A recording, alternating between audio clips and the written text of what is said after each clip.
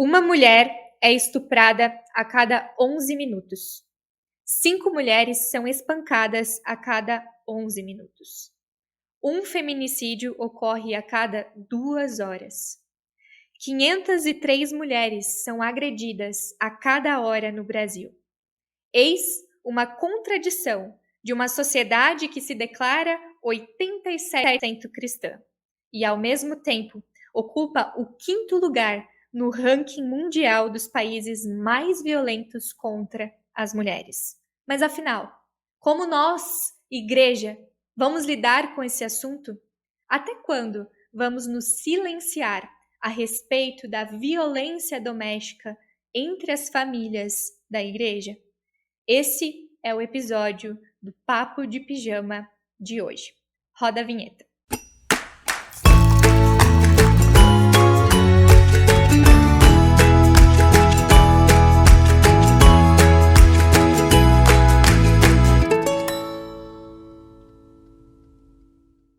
E aí, tagarelas, sejam muito bem-vindas a mais um episódio do nosso podcast Papo de Pijama.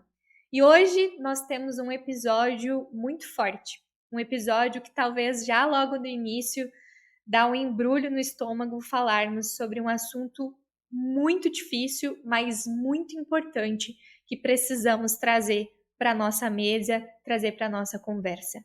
A violência doméstica em lares cristãos. No dia 25 de novembro, nós celebramos o Dia Internacional ao Combate à Violência Doméstica e por isso eu trouxe esse assunto aqui para a nossa roda de conversa, porque nós também, como igreja, precisamos falar sobre esse assunto. Hoje eu quero começar apresentando uma mulher que ainda não apareceu aqui no nosso papo, mas que eu tive o privilégio de conhecer na internet. Ela é escritora, que ela logo mais vai contar o nome do livro dela para vocês, e ela também tem um trabalho muito importante na internet que fala sobre exatamente a violência de gênero. Com vocês, minha convidada Bruna Rodrigues. Por favor, Bruna, se apresente para a gente. Olá, pessoal, a paz do Senhor Jesus. Eu estou muito feliz e honrada em estar aqui, em poder participar juntamente com a Paola, né, desse Papo de Pijama, porque esse assunto é muito importante, muito necessário, e eu tenho feito um trabalho de combate à desinformação com relação a gênero, violência de gênero no meio cristão. Assim como ela falou nas estatísticas, né, sobre 80%, 87%, né, da violência, né, aqui do nosso país, do nosso Brasil, a gente deve lembrar que a gente vive em sociedade e que a nossa sociedade é violenta. Então, é preciso que haja um maior enfrentamento com relação a esse crime muito invisibilizado ainda na nossa sociedade. Então, é um prazer, eu sei que daqui sairão muitas informações com relação a isso, e vamos lá. Muito obrigada por estar com a gente, Bruna, seja muito bem-vinda. E as minhas duas segundas convidadas aqui para essa mesa já apareceram em outros episódios, que se você ainda não conferiu, eu vou colocar na descrição desse vídeo para você assistir também. Quero dar as boas-vindas à minha colega e minha amiga Alana e também à minha irmã Karina. Por favor, Alana, comece se apresentando para a gente. Olá, Paola. Sempre um prazer imenso estar aqui participando do Papo de Pijama, né, que traz tantos assuntos importantíssimos para nós mulheres e mulheres cristãs. Né? É sempre um prazer imenso estar aqui com você.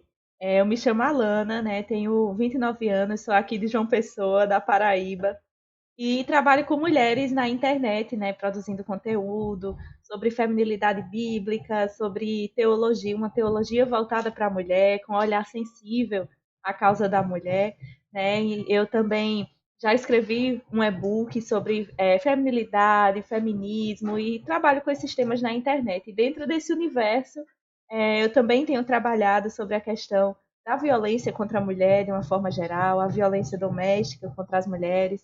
E eu acho que é importantíssimo nós, enquanto mulheres cristãs, estarmos levantando essa temática, né? Uma temática que muitas vezes é tão negligenciada dentro das nossas igrejas, e nós precisamos fazer a diferença. né? Fazer aquele trabalho de formiguinha, de pouquinho em pouquinho, espalhando essa mensagem, levando a palavra da libertação para todas as mulheres. Amém. Eu gosto muito dessa ideia de trabalho de formiguinha. E certa vez uma pastora falou assim pra mim: a gente tem que cuidar só de não achar que a gente é uma formiguinha sozinha. Esse trabalho é um trabalho de formigueiro. É o formigueiro trabalhando junto. Né? Então eu achei isso muito legal de enxergar não só a formiguinha, porque às vezes a gente vê a formiguinha tão pequenininha, mas é um formigueiro, né? Trabalhando junto também por esse assunto tão importante. E a minha outra convidada, uma convidada muito especial para mim também, né? Vocês já também tiveram o privilégio de conhecer num dos episódios mais marcantes aqui do nosso Papo de Pijama, que foi em relação ao luto. Vocês já puderam conhecer um pouquinho mais a história dela e ela está de volta com a gente agora, trazendo para nós um lado bem técnico, digamos assim, desse assunto. A minha irmã, Karina, ela é assistente social e ela vai também estar aqui com a gente nesse episódio. Karina, se apresenta aí também pra gente de novo, para quem ainda não ouviu o episódio e não te conhece, diga quem você é, o seu CEP, não precisa o CEP, brincadeira, mas se apresenta pra gente aí, por favor. Graça e paz, que bom, né, Paula? Como é bom estar novamente por aqui com essas mulheres, né, tão usadas por Deus, né, nesse tema. Para mim é um grande privilégio, eu acho que eu sou a única que não estou em evidência como vocês trabalhando o tema, mas de qualquer forma, Deus nos usa onde nós estamos, né? E eu fiz parte da rede de proteção, então nesse viés bem em relação à questão técnica mesmo, como a Paula falou, a minha formação é em serviço social, então eu sou assistente social, trabalhei em abrigos de mulher vítimas de violência, trabalhei nessa rede de proteção mesmo, e com certeza temos muito a contribuir e desmistificar, né? Então vai ser, olha, um prazer imenso mesmo. E sempre importante, né, gente, tá ao lado dos nossos irmãos, que não são apenas irmãos de sangue de Cristo, mas literalmente irmã duas vezes, né? Que é a Paola, minha irmãzinha do coração. Muito obrigada por você estar aqui com a gente, Karina, de todo o coração. Eu tenho certeza que ela também vai poder nos auxiliar muito aqui, porque a Karina vai poder nos dizer, né, como buscar ajuda e tudo mais aqui também nesse episódio. Ela também, inclusive, já ajudou mulheres passando pela violência doméstica e ajudou, então, como encaminhar essas mulheres, como ajudar essas mulheres. E a gente, nesse episódio, quer trazer esse assunto para a gente conversar, para a gente saber como ajudar mulheres que estão passando pela violência doméstica, mas nós também queremos conversar com mulheres que talvez passam por um relacionamento abusivo, mas nem sabem que estão vivendo um relacionamento abusivo. E isso é muito comum, mais do que a gente imagina. Mulheres que estão num relacionamento totalmente abusivo, num relacionamento violento, mas não percebem que estão ou acreditam que é frescura, que acreditam que ela está inventando, que ela está imaginando algo. Isso é mais comum do que a gente imagina.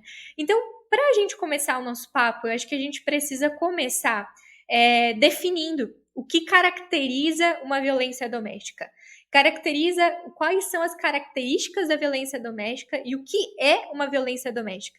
Às vezes a gente limita, eu percebo que a gente limita esse assunto a uma questão física, mas a violência doméstica ela tem muitas nuances e eu gostaria que vocês nos falassem um pouco mais sobre isso.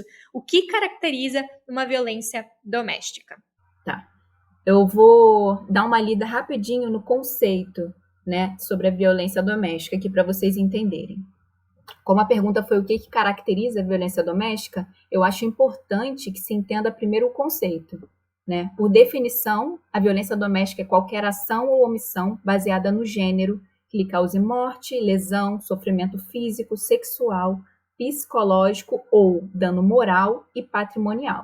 Isso tudo de acordo com a Lei Maria da Penha. Então, aí a gente já tem 5 tipos de violência doméstica que essa Lei Maria da Penha abrange. Então, você pode não somente sofrer o dano físico, mas se você estiver sofrendo um dano moral, um dano psicológico, um dano patrimonial, também é passível de denúncia. Dentro do dano psicológico, da violência psicológica, a gente pode colocar também um crime chamado de gaslighting, que é aquela manipulação psicológica, né, que às vezes é pouco perceptível. E eu acho importante também salientar aqui que, geralmente, a violência doméstica, raramente, na verdade, ela vai ocorrer da pior forma possível, como a violência física ou a agressão, a violência sexual, mas geralmente ela começa de uma maneira psicológica, de uma maneira onde o agressor, né, esse marido que é um criminoso, ele vai afastar a mulher da sua rede de apoio, ele vai colocá-la sempre dentro da casa, vai manipular a fé dessa mulher, vai utilizar a palavra de Deus para poder abusar dessa esposa, abusar dessa namorada, enfim. E aí essa mulher, sem uma rede de apoio, sem ninguém por perto, ela não vai ficar mais difícil dela se perceber dentro de um relacionamento abusivo. Então, é importante perceber os sinais. E o abusador, ele sempre dá sinais. Também com relação à violência doméstica, quem é o criminoso? É a pessoa que está dentro de um ambiente doméstico. Só dentro de casa? Não. Um ambiente doméstico, ou seja, pai com a filha, marido com a esposa, namorado com a namorada, desde que seja por gênero, né? Então, isso tudo é passível de denúncia, seja dentro ou fora de casa. Nem sempre o lar vai ser um lugar seguro, nem sempre a sua proteção, mulher, estará dentro do seu lar. Então, é importante você perceber os sinais agora que você se percebe num relacionamento abusivo, agora que você está dentro da Lei Maria da Penha. Que interessante você falar isso, Bruna. É muito importante, né, a gente entender o conceito do que é violência doméstica, porque bem como eu falei, às vezes a gente acha que violência doméstica se limita a uma agressão física, né? Mas existem várias formas de violência doméstica e me corrijam se eu estiver errada, mas eu acredito que quando chegou na violência física é porque a mulher já está vivenciando outras formas de violência também, como a psicológica, como a financeira e tantas outras. Eu acredito que às vezes é difícil para a mulher aceitar e entender que ela está num relacionamento abusivo. Quais seriam esses sinais do abusador? Como que a gente poderia ajudar mulheres a compreender se elas estão num relacionamento de fato abusivo? Então, Paula, com a fala da Bruna, acredito que conceituando, né, iniciando esse conceito mesmo, a gente pensa assim, e eu acho tão tremendo porque a gente tem a questão da ação ou omissão, né, é isso que o artigo 5º da Lei Maria da Penha, ela fala. E nesse conceito mesmo, e pensando nesses relacionamentos abusivos, quando eu percebo, né, com base na minha experiência prática, assim, o perfil das mulheres que nós atendemos, e é claro que essa violência, eu acho que é muito importante a gente frisar isso aqui, ela não está vinculada a uma questão social, uma questão econômica, né? Pelo contrário, muitas vezes, dependendo da situação social e econômica, a gente vê mais dificuldade ainda de estar denunciando, né? Então, assim, preponderantemente, na minha experiência, no meu recorte de contexto histórico, momento, enfim, nós atendíamos muitas mulheres de uma classe social mais inferior, mas não significa que a violência não estava inserida em outros espaços, né? Atendemos, sim, mulheres com rendas, assim, superiores àquilo que comumente a gente atendia, né? Mas nesse público em específico, eu percebo a grande dificuldade de denúncia mesmo, né? Daí a gente tem questões assim sociais mesmo, a gente tem tantas outras questões, mas o que eu tenho assim de grande assim que me chama muita atenção é a quantidade de mulheres que chegavam a um serviço de acolhimento, ou seja, a última instância da rede de proteção, né? As mulheres que são acolhidas em um abrigo institucional, elas estão em risco iminente de morte. Então vocês vejam que elas são mulheres que não têm uma rede de proteção, né? Porque se tivesse uma rede de proteção, poderia ter ido para lá, dependendo da circunstância. E elas são mulheres que estão em risco iminente de morte. Gente, é o ápice, é algo muito grave. né? Então, é algo muito sério. E ainda assim, muitas mulheres que chegavam aos nossos serviços, elas não se reconheciam como vítimas de violência. Daí você vai dizer, pera lá, mas chegou nessa instância máxima e não se reconhece, sabe? A gente percebe toda essa questão historicamente ali naquele relacionamento que foi construído, que foi realmente, que faz com que ela acreditasse que realmente aquilo que ela passou não fosse uma violência, ou que ela até merecesse aquilo, entende? Então, assim, emocionalmente, toda violência, assim, vai estar vinculada a essa violência emocional, essa violência psicológica, né? Até chegar em vias mais extremas, mesmo a gente percebe em todo esse processo, essa manipulação, né? Essas questões, assim, que são bem complexas mesmo, né? E por isso, muitas vezes, quando envolve aquele viés de relacionamento emocional, mesmo aquela dependência, né, meninas? Talvez elas vão falar sobre isso depois também, mas a gente percebe que existe tudo isso, existe uma dependência emocional, existe, porque o agressor, ele vai trabalhar exatamente isso que a Bruna disse, sabe?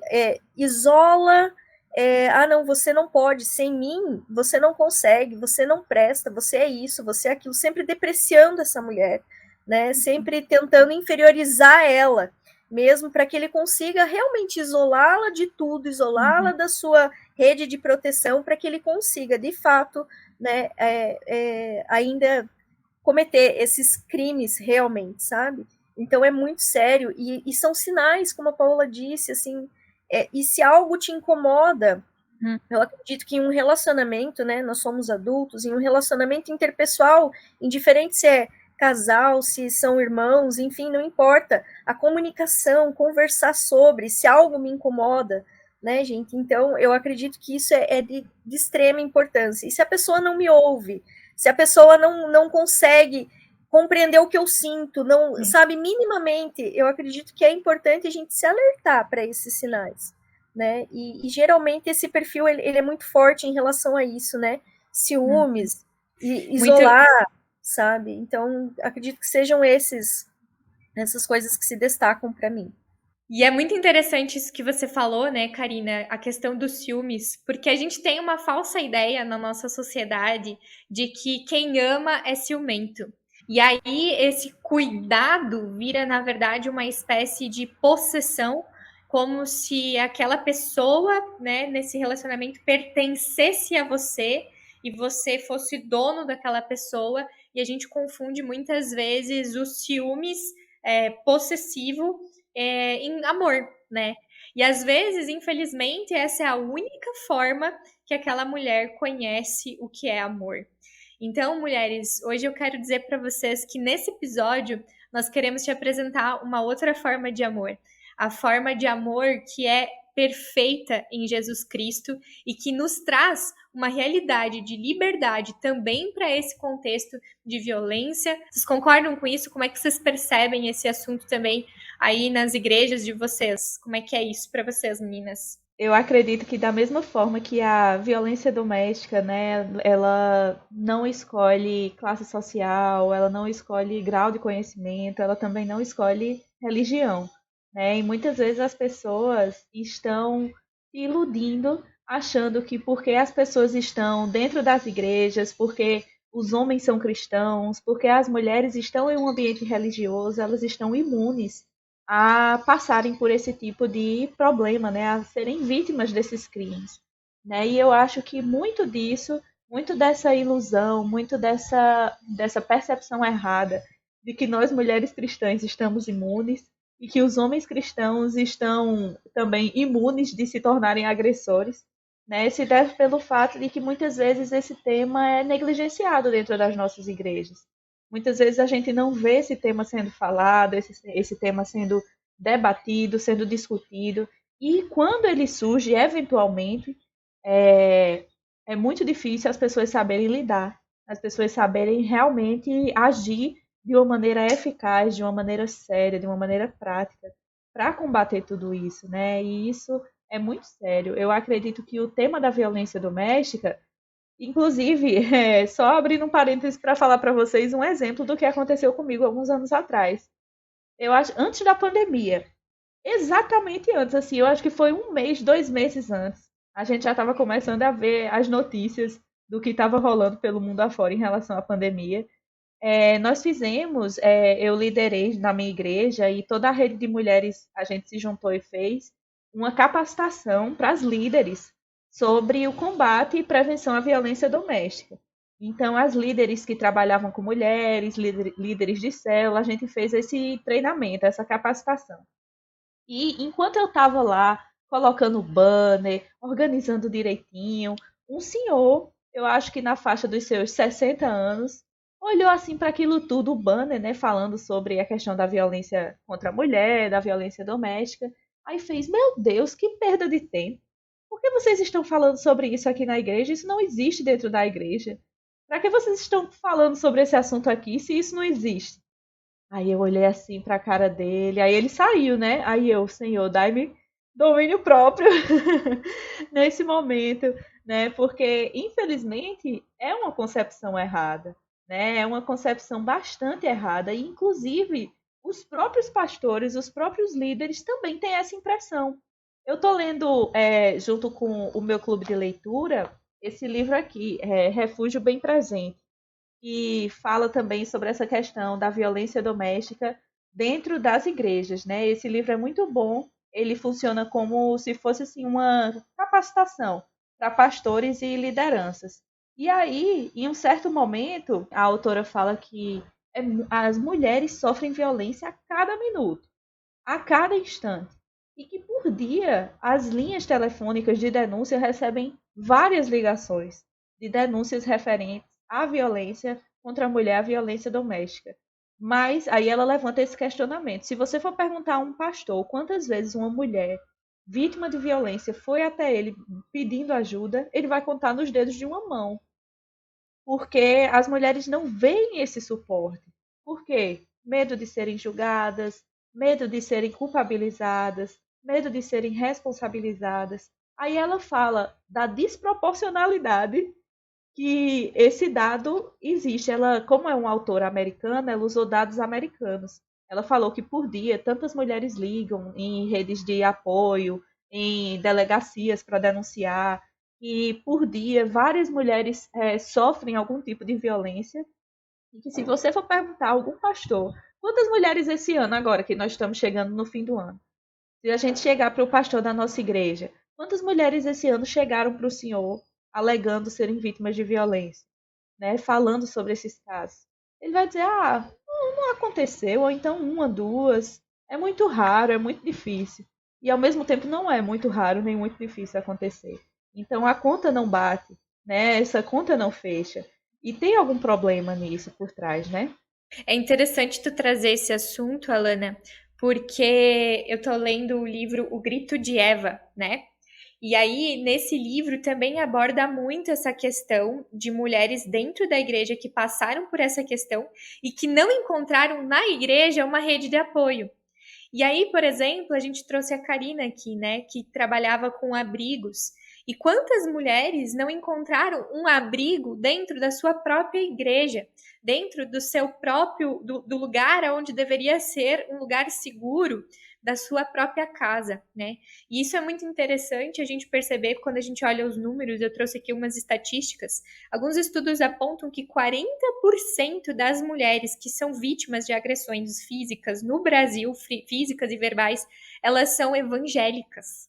Elas estão num contexto religioso, num contexto da igreja, e gente, isso é muito incoerente, né? A gente falou aqui maridos cristãos. Eu sou bem sincera que eu nem sei se a gente... Talvez é um frequentador de igreja, mas acho que a pessoa ainda não entendeu o que significa o evangelho mesmo, porque, né, o evangelho precisa transformar também a nossa forma de viver em sociedade, especialmente dentro de casa, né? Bruna, o que você tem para contribuir aí com esse assunto? Eu sei que para ti esse assunto é bem, bem importante, né? Falar também sobre essa realidade dentro da igreja. O que você percebe?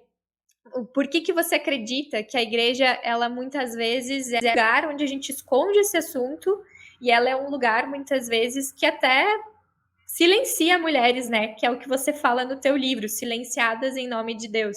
Conta um pouquinho pra gente mais sobre isso. É exatamente isso, né?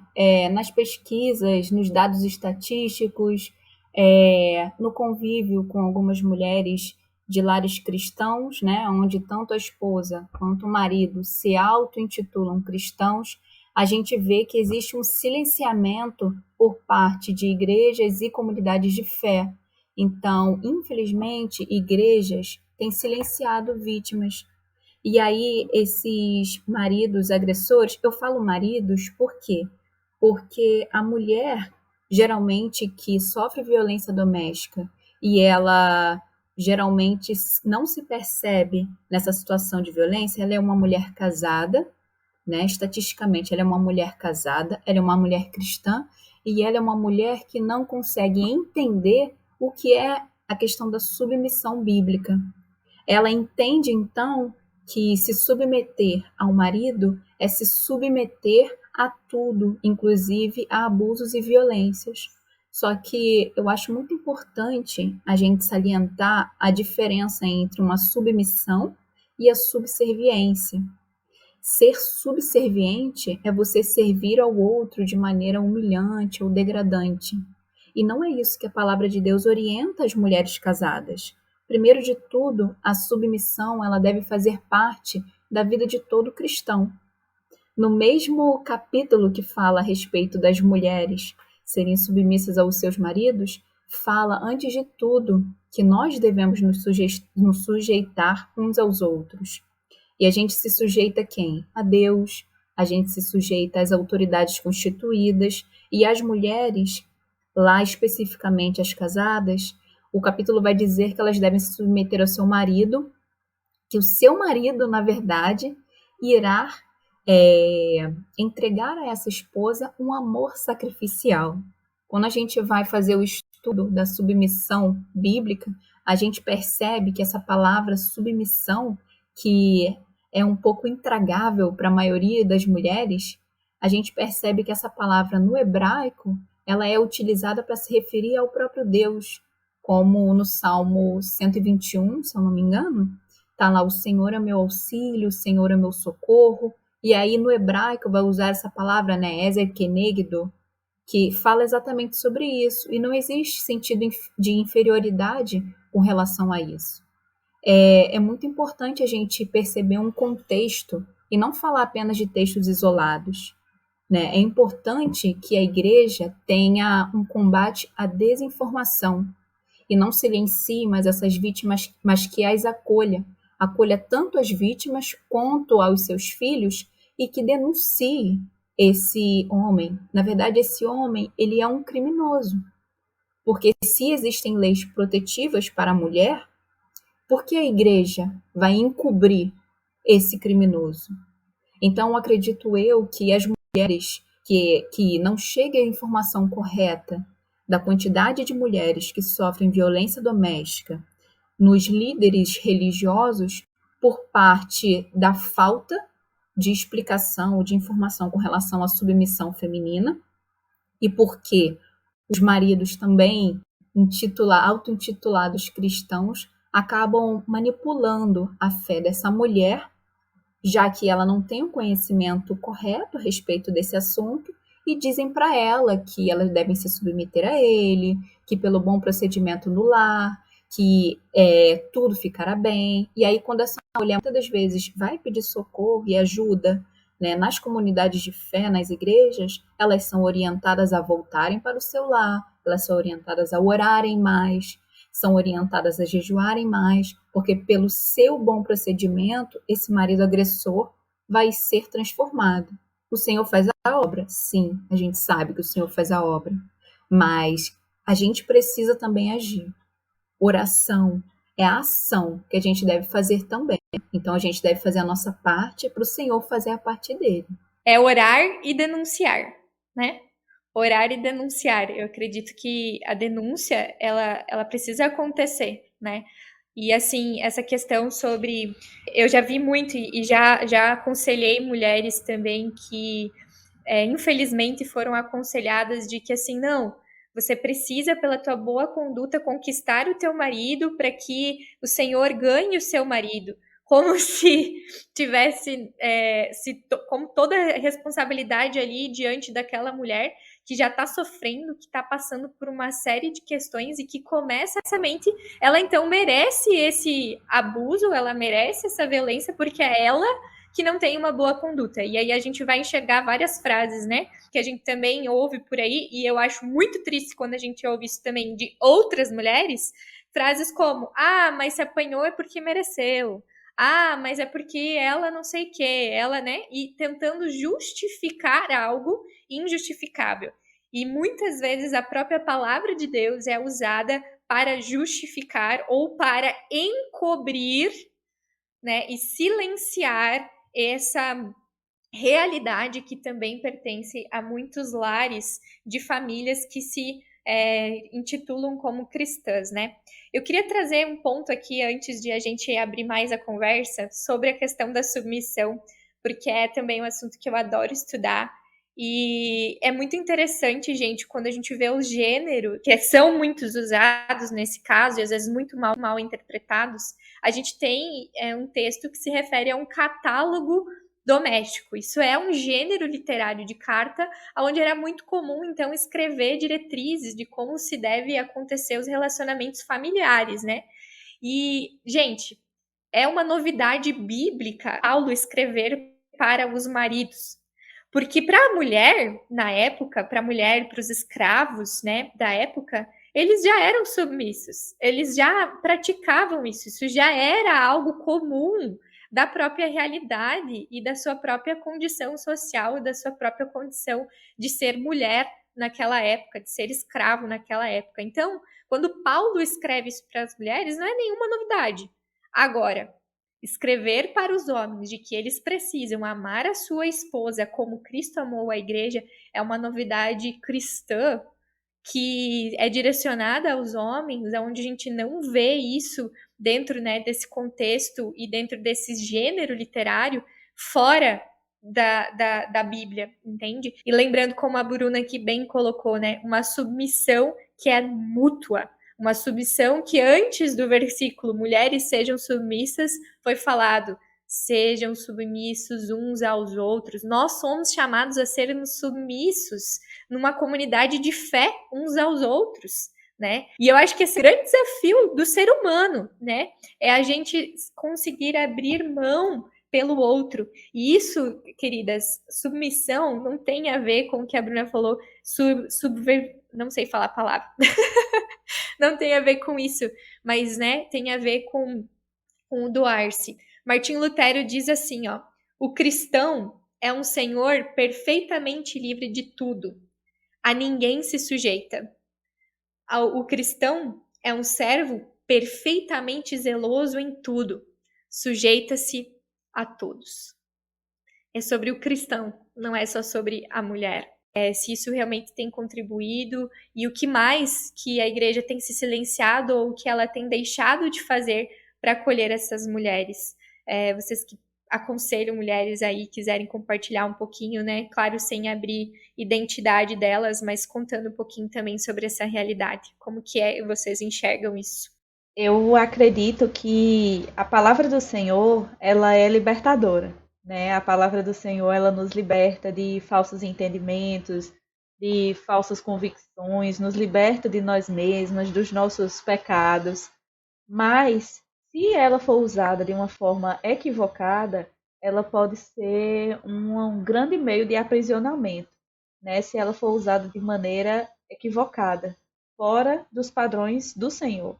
E a gente vê que, como até já foi falado aqui, a Bíblia ela é usada de forma errada para manter mulheres cativas.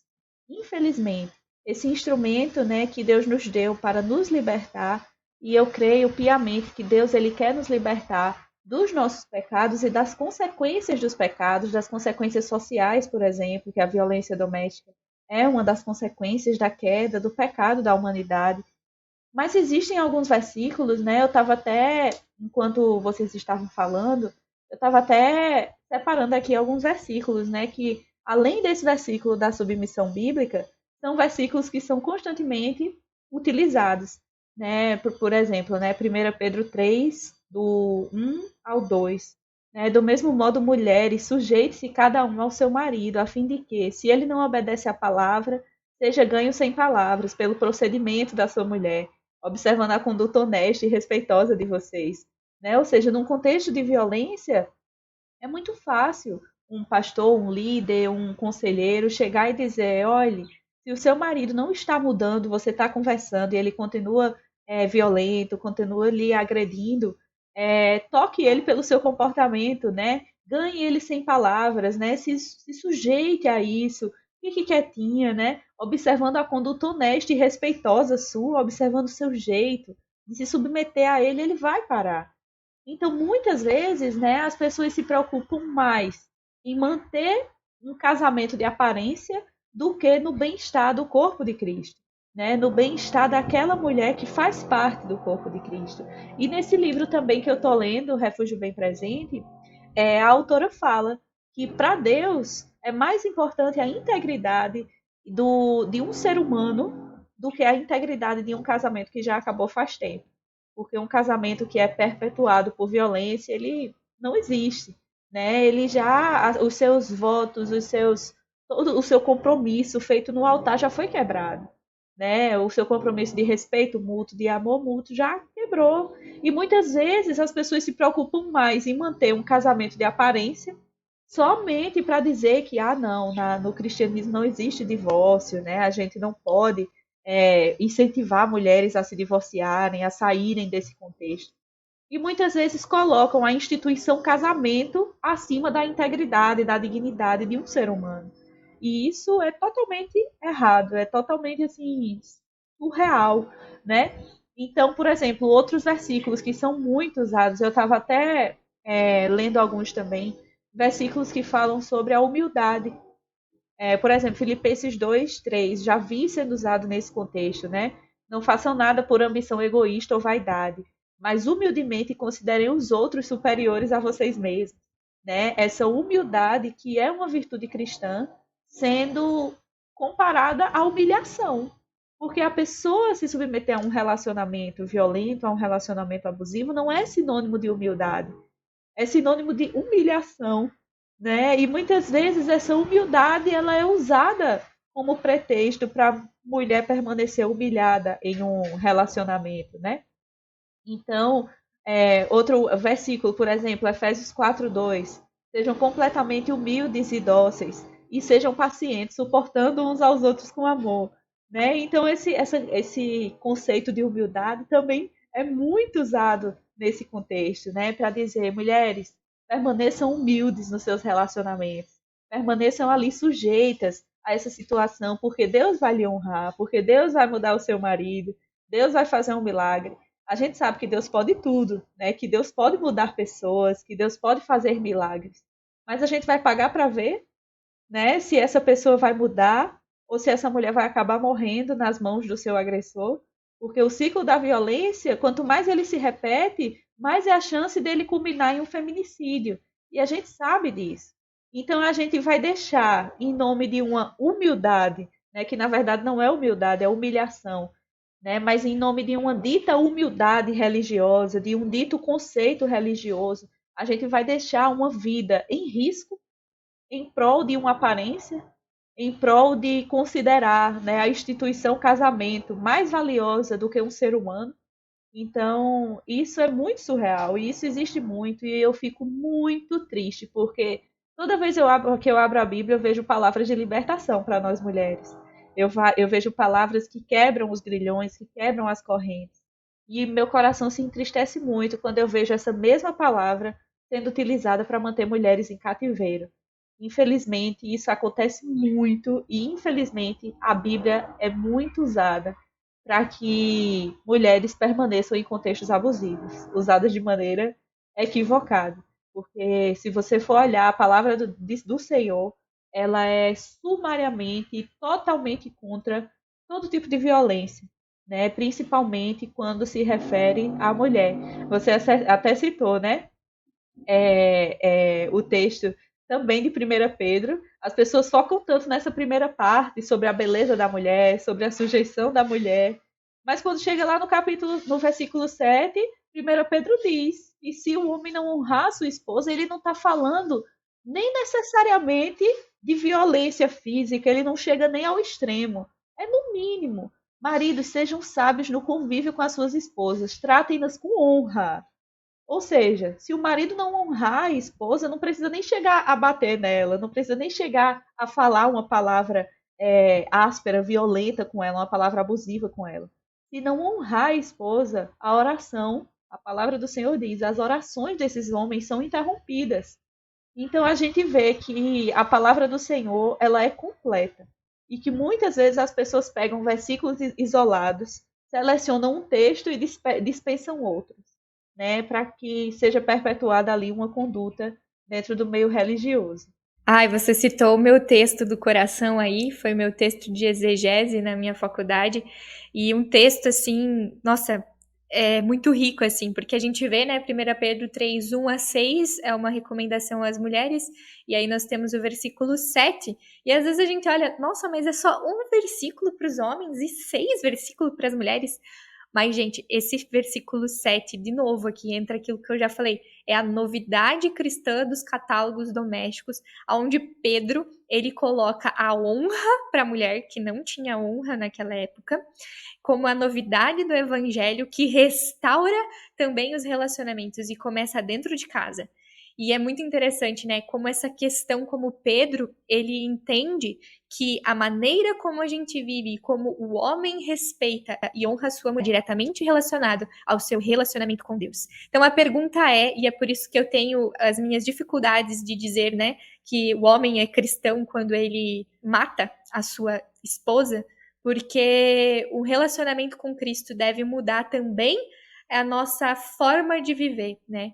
Eu creio que sim, também esses homens que são agressores, que são criminosos, como a gente colocou aqui, eles também precisam de ajuda. E talvez eles também estão perpetuando um ciclo de violência no qual eles vivenciaram, e eu creio que pode transformar a vida também desse homem. E o problema é quando a gente coloca a responsabilidade na mulher em transformar esse homem. E aí, às vezes, eu já cheguei também a aconselhar mulheres e disse assim, tá, e você quer então fazer o trabalho de Deus na vida dele? Não é a gente que pode fazer. Então, é como a Lana falou, a gente precisa romper com esse ciclo. Esse homem também precisa de ajuda. E eu queria perguntar para a Karina agora, se existe um trabalho para ajudar também agressores a se transformar. Como é que isso acontece? Isso existe ou eu estou viajando aqui? Paula, existe sim. Na rede que eu fazia parte, assim, era muito pontual, né? Então eu trabalhei em um município de grande porte, então era muito pontual. Mas é algo, essa é uma questão que eu sempre ressaltei, dessa importância mesmo, inclusive das mulheres que estavam nos serviços de acolhimento, de nós conversarmos com os agressores. É tanto subsídio, é tanta coisa que acontece, né, gente? Quando você ouve o outro também, a outra perspectiva, né? Já tive situações de pessoas que eles eram também vítimas dentro daquele núcleo familiar, daquele contexto, né? Então o agressor também era uma vítima, né? E os diversos encaminhamentos que podem ser dados, né? Então, a questão é a dependência do álcool, a questão mas o problema é quando ele bebe, o problema, né? Então, assim, sempre em uma fala mesmo empática, né?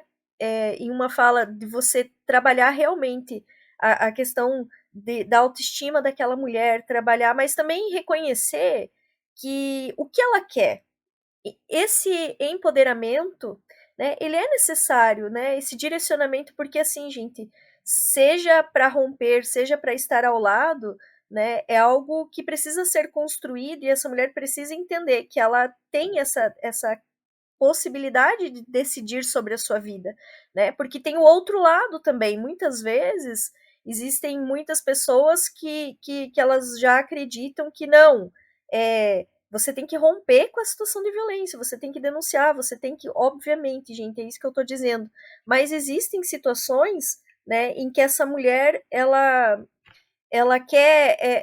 não quer isso, né? Então eu preciso trabalhar, preciso respeitar o tempo dela, né? Preciso realmente fazer todos os encaminhamentos, né? Já tive situações que realmente a gente foi exitoso, né? Na questão do encaminhamento, né?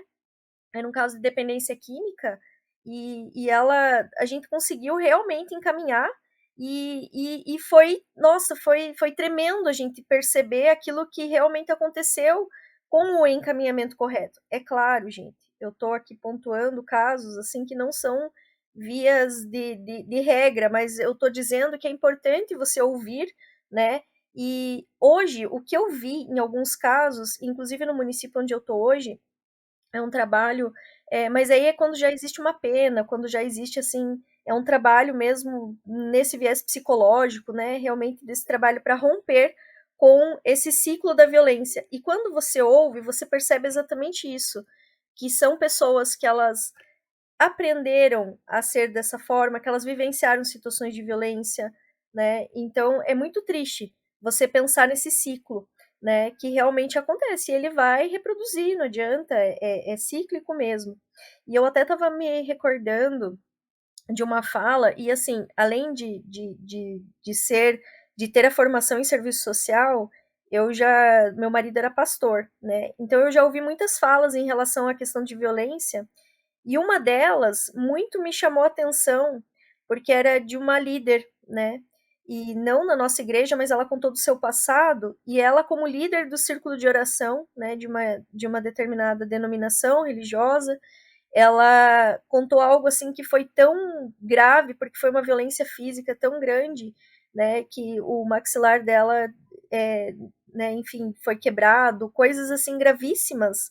E o que a igreja fez naquele contexto, né? Nada. Não se denunciou, não se fez nada. Se silenciou ela, não, você tem que orar, você tem que buscar pelo teu marido, você não está orando o suficiente. Vejam, né? É muito complicado. E quando eu olho a história, né, que foi se desenhando em relação à família, eu percebo das marcas que esse relacionamento gerou nos filhos, né?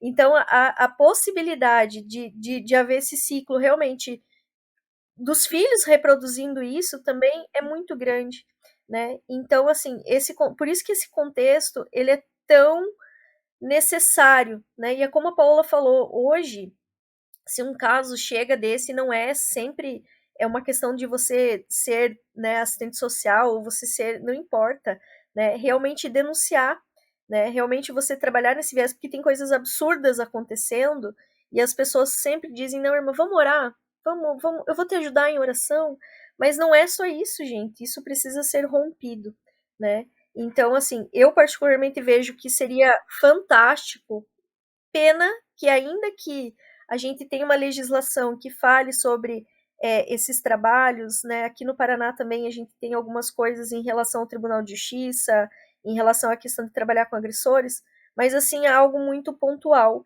e é algo que foi culturalmente e socialmente construído, né? Para você romper aquilo que a Lana falou no início, é o trabalho do formigueiro e das formiguinhas, né? Mas é realmente um trabalho de desmistificar tudo isso, de como se fosse de reaprender, né?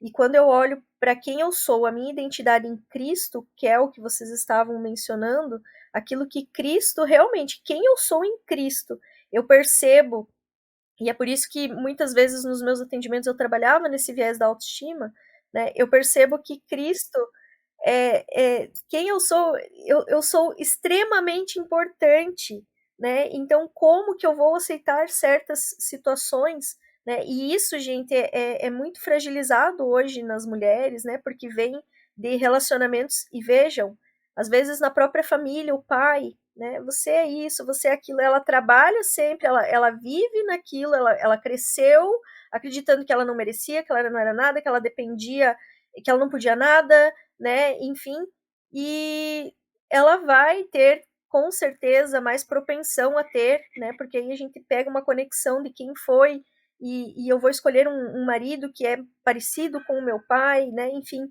então você percebe, né? Essa questão ela se perpetuando, mas a partir do momento que ela tem esse empoderamento de quem eu sou em Cristo, pera lá, né? Como que Jesus me vê? Né? Eu não mereço isso. Eu mereço algo muito maior, eu mereço algo muito melhor, porque o que o Senhor tem para mim é extraordinário, né? Pô, Karina, eu queria só falar com relação a isso, né, com relação ao valor feminino, quando a gente vê para quem o Senhor confiou a maior mensagem de vida, né, disse o anjo a Maria Madalena e a outras mulheres, ele ressuscitou. Foi para uma mulher. Foi para uma mulher. Quando você percebe que o primeiro missionário foi uma mulher, a mulher samaritana, assim, fica inegável a questão do valor da mulher para o Senhor. Então, a mulher precisa de informação com relação ao seu valor para Deus. E é exatamente isso que você falou. E diante dessa consciência, dessa conscientização feminina, esses índices certamente irão diminuir. A gente está inserido numa sociedade machista e, infelizmente, é um problema histórico. Então, precisa ser combatida a desinformação. Amém. Nossa, gente, vocês me fizeram chorar aqui. Porque quando eu olho para essas histórias, sabe? De verdade, eu não consigo não me compadecer com a história de tantas mulheres e olhar também para histórias pessoais, né? De vivenciar, de ver isso na família. Então, realmente é um assunto muito importante. E isso que me faz chorar. É ver o quanto o Senhor Jesus deu um lugar para as mulheres, sabe? O quanto as mulheres foram amadas pelo Senhor Jesus, o quanto ele abraçou as mulheres e o quanto ele disse: minhas filhas, em mim vocês têm lugar, em mim eu restauro a sua identidade. E eu acho que essa é a principal tarefa que a igreja precisa restaurar. Restaurar a identidade.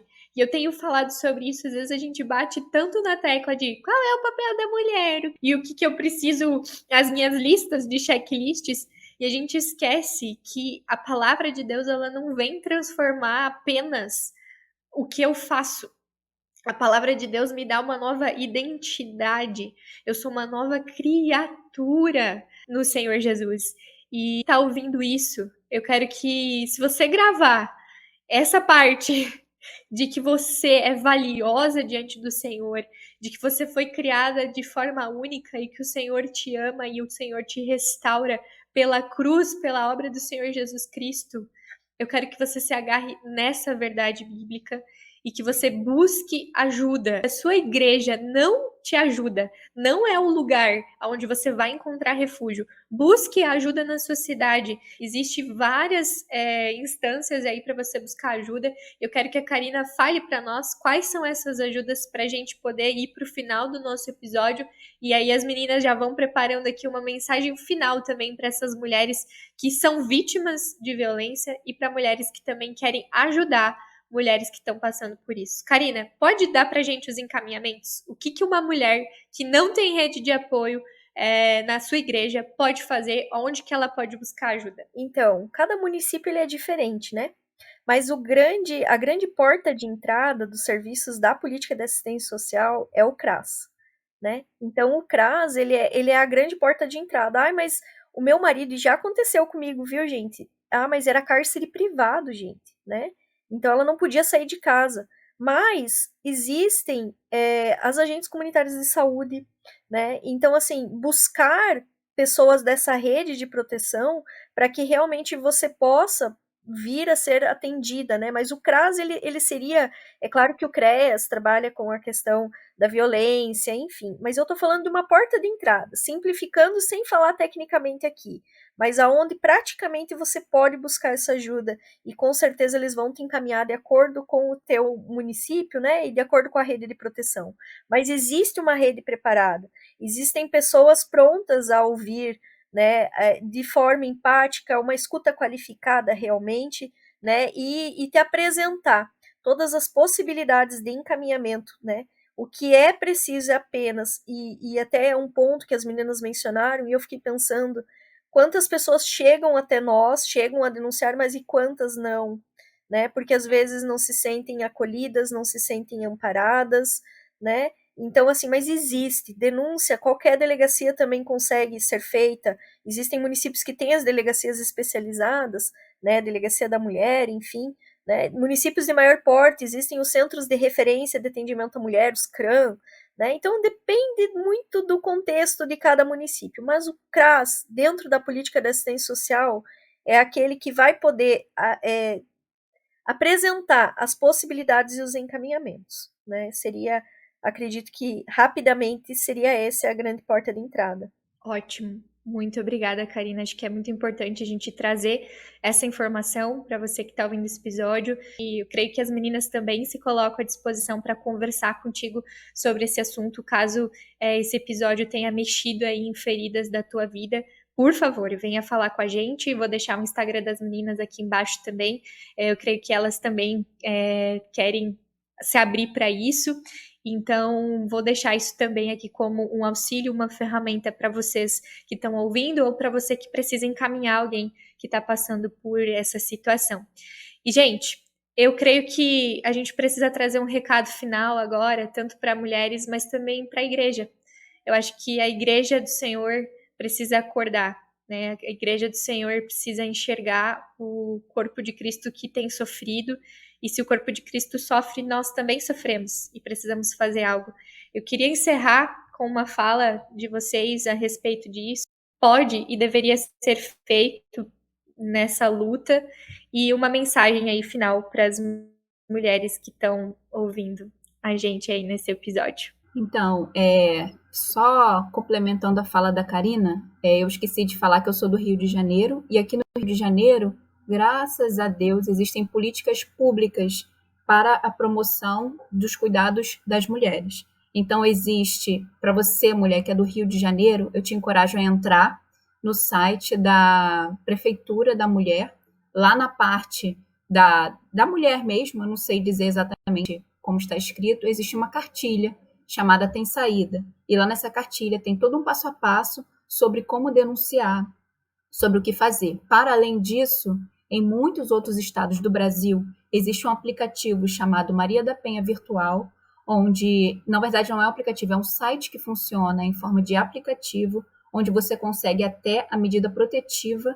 na hora, sem nenhuma burocracia, através de qualquer aparelho com acesso à internet. Também tem a campanha Sinal Vermelho, que é você fazer um X vermelho na palma da sua mão, que existe adesão de algumas farmácias pelo Brasil, de fóruns e do Banco do Brasil. Também você vai precisar entrar lá no site para poder saber onde que tem na sua região. Existe o 180, que é o Central de Atendimento à Mulher, que funciona 24 horas para orientação, e em caso de violência física ou algo realmente, uma situação de urgência e emergência, ligue para a Polícia Militar 190. E finalizando aqui, eu quero dizer para você, mulher, que o Senhor não te fez para chorar. Inclusive, eu fiz, além do livro que eu escrevi uma cartilha também, chamada Ei Mulher, Por que Choras? Vou pegar aqui, vai ficar um pouquinho espelhado, mas deixa eu ver aqui. E aí, essa cartilha é para ampla divulgação, mesmo no meio religioso, para que seja primeiro informado e depois combatido esse crime tão pouco falado nas igrejas. Então, mulher, não silencie a sua dor. Não silencie, porque o Senhor não quer que o seu sangue faça parte das estatísticas do feminicídio. Bruna, parabéns pelo teu trabalho, viu? Pelo teu conteúdo na internet que você tem produzido. Eu estou ansiosa para chegar o meu livro aqui em casa, com certeza eu vou ler. E eu quero aproveitar ouvindo que eu vou deixar aqui na descrição do nosso episódio o link para você adquirir o livro da Bruna, Silenciadas em Nome de Deus. Com certeza vale muito a pena você também se aprofundar nesse assunto. E, Bruna, que o Senhor continue abençoando esse ministério, que o Senhor continue frutificando esse trabalho aí na sua vida e que através do teu livro, através do seu conteúdo, muitas mulheres possam ter a vida também transformada em nome do Senhor Jesus, viu? Parabéns pelo teu trabalho e muita força. Conta com a gente também aí nos bastidores, porque eu sei que não é fácil muitas vezes lidar com esse assunto dentro da igreja e eu também quero ser uma intercessora pelo teu ministério, tá bom? Conta comigo. Alana, fecha com a gente aí também uma palavra, por favor. Eu gostaria de dizer que o nosso Deus, ele não nos fez para o cativeiro. O Senhor nos fez para voarmos voos altos em liberdade, vivendo uma plenitude de vida, né? Então, qualquer tipo de cativeiro que te aprisione, mulher, fuja dele. Muitas vezes é difícil, muitas vezes é duro, muitas vezes existem muitas vozes contrárias, vão lhe chamar de irresponsável, de louca, podem até mesmo jogar a culpa em cima de você. Mas o Senhor não te culpa. O Senhor não te traz um fardo pesado. O Senhor quer te trazer um fardo leve, uma vida leve de se carregar. Então, seja livre, né? Procure ajuda na sua igreja, procure ajuda na sociedade. As meninas já falaram várias formas de você, né, buscar uma saída, mas não se limite ao cativeiro, porque Deus não te fez para isso. Deus nos fez para vivermos bem, vivermos livres. Nós somos filhas amadas de Deus. E uma vez que nós entendemos essa nossa identidade de filhas, né, a gente compreende que ninguém pode nos rebaixar, ninguém pode duvidar do nosso valor, ninguém pode duvidar de quem nós somos de verdade, de que nós somos valiosas, preciosas para o Senhor. Então, não deixe que ninguém lhe rebaixe, não deixe que ninguém lhe reprima, que ninguém lhe aprisione.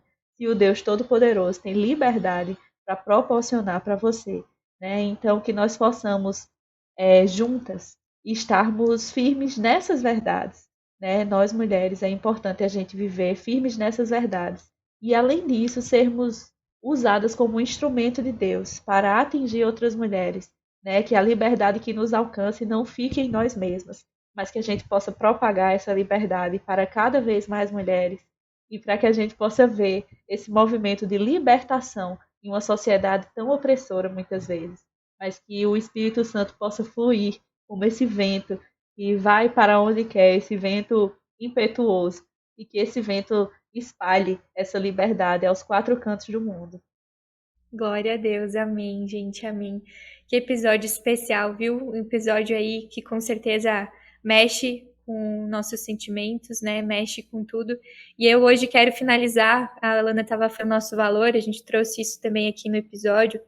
E eu sempre lembro de uma música, quando eu cantava, quando eu era criança, né? Que você também vai conhecer, sabe aquela música? Princesa linda demais, perfeita. E daí a gente canta essa música. E eu lembro que daí a gente cantava: nunca deixe alguém dizer que não é querida. E eu quero terminar para você dizendo hoje: nunca deixe alguém dizer que não é querida, nem você mesma, minha irmã. Porque às vezes você está dizendo isso para ti. Às vezes você acha que não é querida, a tua voz fica repetindo que você não tem valor, mas nem você mesma pode dizer que você não tem valor aos pés do nosso Senhor Jesus, porque é Ele que te deu nova identidade, é Ele que te criou, é Ele que te formou, é Ele que te salvou, é Ele que te resgata, é Ele que te ama, e glória a Deus por isso. Você tem uma identidade em Cristo e não deixa o inimigo sussurrar no seu coração de que você não é querida, como essa música diz, né? Usando essa música. E assim nós finalizamos o nosso episódio de hoje, um episódio especial também ao dia 25 de novembro, Dia Internacional contra a Violência Doméstica. Eu quero agradecer as minhas participantes aqui desse episódio e dizer para vocês que foi muito especial ter esse papo aqui com vocês. É um papo assim, gente, que a gente podia ficar muito mais falando aqui, mas nós vamos se limitar por aqui. Mas se você precisa de ajuda, por favor, busque ajuda, os links embaixo. Então, por favor, siga a Alana, que tem um conteúdo maravilhoso na internet. A Bruna também, que tem produzido um conteúdo muito rico. A Karina não produz conteúdo ainda, mas, gente, ela faz textos incríveis também. Vocês também podem seguir ela na internet. E que Deus abençoe a vida de cada uma de vocês. Vamos lembrar que juntas nós somos um formigueiro que está trabalhando para o reino do Senhor. Amém? Nós nos vemos no próximo episódio. Até mais. Tchau! Novos episódios quinzenalmente nas segundas-feiras. Ouça também pelas outras plataformas de streaming.